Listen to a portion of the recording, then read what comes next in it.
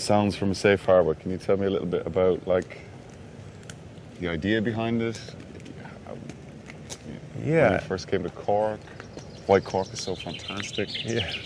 Mary Hickson, who's a Cork native and runs the Cork Opera House, approached me about doing an event, and we have myself and the band included, a kind of a long love affair with Cork as a city, going from having played there. I think one of our first Irish shows was in Cork. Wow. One of our first shows in Europe was in Cork, in probably 2002, I think. Okay. Or 3, and so it was like stumbling on magical Cork, as it is. It's just this beautiful, kind of enchanted city just before Christmas, and seeing, all the Christmas decorations up. And we played to no one. We played at the Triskel Arts Center, and there were, I think, 20 people there. And then we, years later, we came back and we started doing shows at the Marquee, at the tent. Yes, yeah. And when Mary suggested trying to organize something more like a festival, and I immediately thought it was a good idea. Also partly knowing just the way the city's laid out, that it could be possible to do something that would kind of activate the place. Great. And the title, can you tell me a bit where you guys got that from? We had a lot of different ideas, and the title was Mary's idea. We wanted to embrace this idea of risk-taking and a kind of laboratory or workshop for new commissions and works, which is a big part of the festival. There's several new pieces or collaborations that are happening, and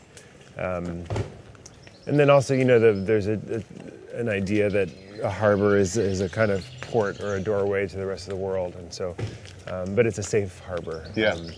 It's a place where you can come and exchange, and so it does have that feeling of like it's a pretty big event. Yes. But in intimate setting. Great. So there's a sense of kind of closeness and intimacy about it. And what you mentioned there just about,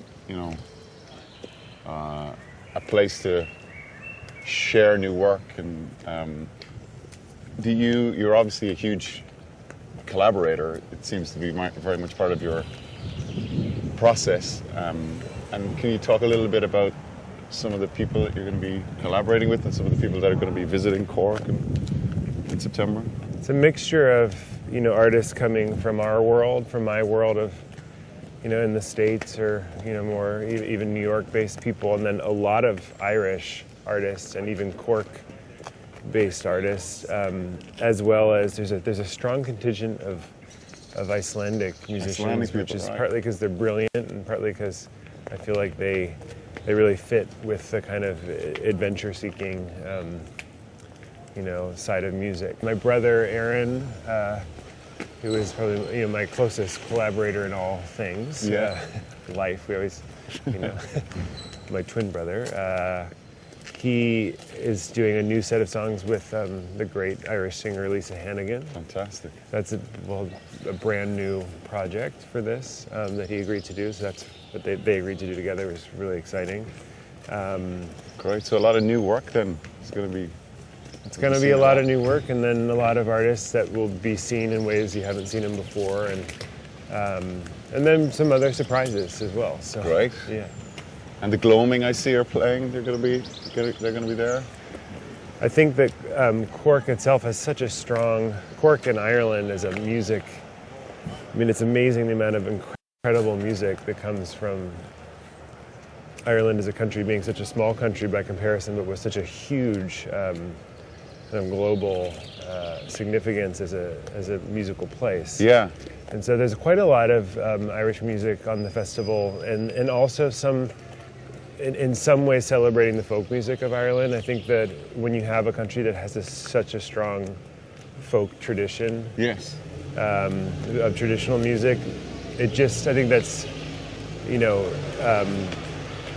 kind of building something up from there, and the way that seeps out into various traditions and morphs into other kinds of music, and it's such an interesting kind of thread to follow. And so the Gloaming are a good example of that, of some of Ireland's best and most interesting traditional musicians who have created a new project. It involves another friend of mine who's a collaborator, Thomas Bartlett, who fantastic. is New York based, and so the Gloaming are going to be doing a really great set at the Opera House for the festival. And you spoke about folk music there, and sort of how you can trace a line back to a lot of contemporary music right back to, and you've investigated that yourself in your piece Murder Ballads. Yeah, in Murder Ballads.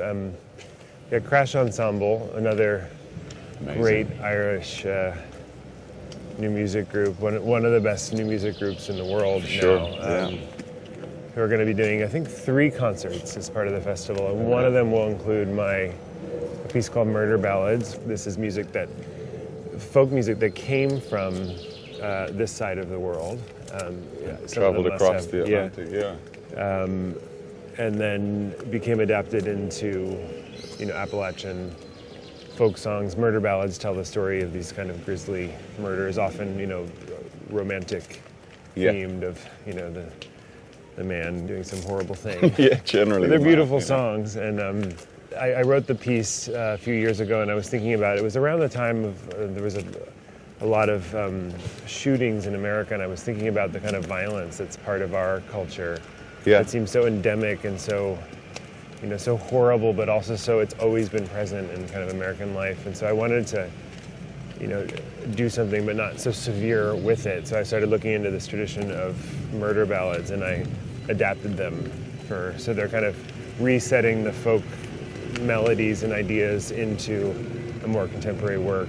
This is something people have been doing for a long time. Composers like Bartók or Stravinsky, for instance, were really interested in the folk music of where they came from. And I think it's, again, a theme that's running through a lot of the work that'll be happening on the festival. Great. Is kind of this intersection between contemporary music and then folk music or songs and bands.